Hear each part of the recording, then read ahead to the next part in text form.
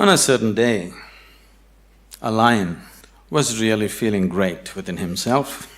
He just was walking and a little rabbit was going, he caught him and roared at him, "Who is the king of the jungle?" The little rabbit, terrified, said, You, of course you."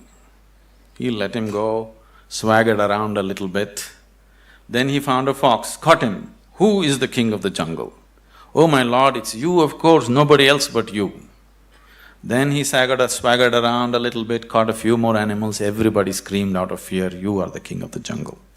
Then he was in full swagger, like a manager, king of the jungle Walked into a clearing in the jungle, there was a huge tusker standing.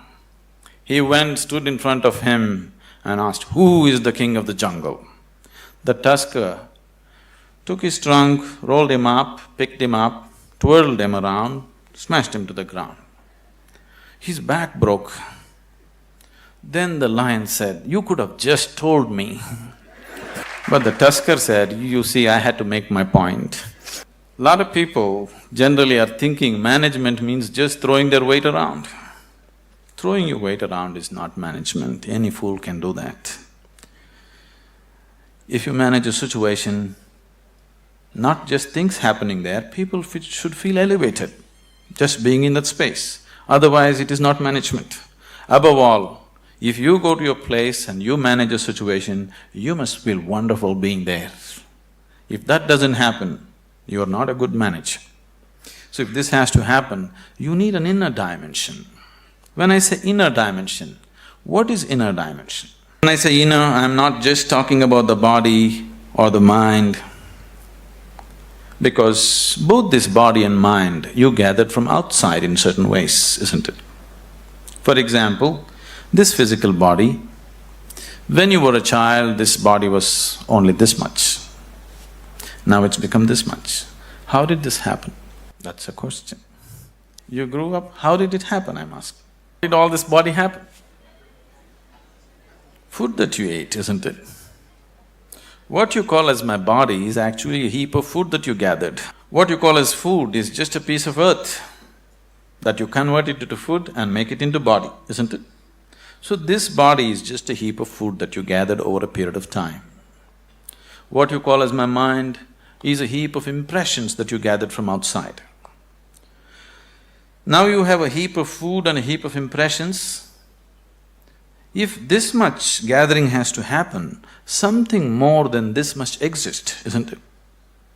If you are capable of gathering such a large body and so much mind, there must be something more fundamental than this. But that never comes into your experience. You're just lost in these two heaps, trying to make some sense out of it. Now, as there is a science, as there is a management science for external well-being, there is a management for science for inner well-being. It is just that most of the time we have not approached it scientifically, we're just believing by doing something somehow everything will be okay. Now people are thinking by educating themselves they will live happily ever after, which you will discover after some time it's not so.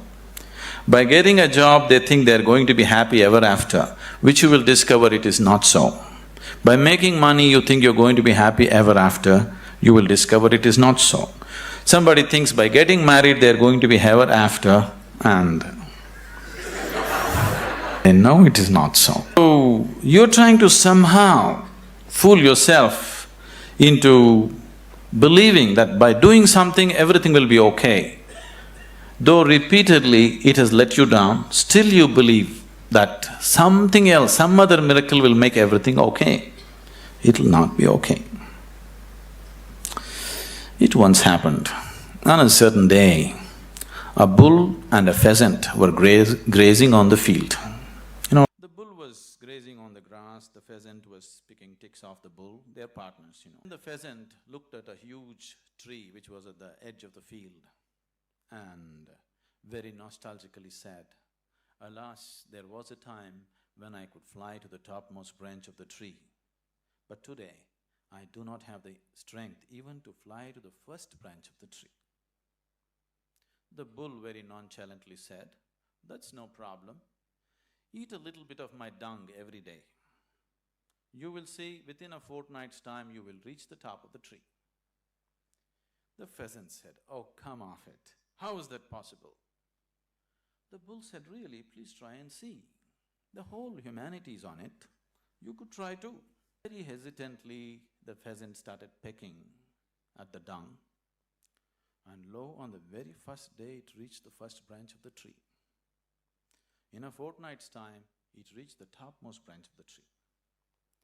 It just went and sat on the topmost branch and just looking at the scenery, enjoying it. The old farmer saw a fat old pheasant on the top of the tree.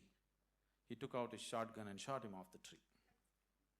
So the moral of the story is, even bullshit can get you to the top, but never lets you stay there.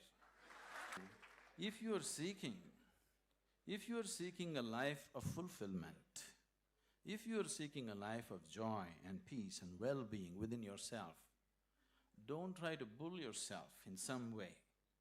You must do the right thing, otherwise it won't work.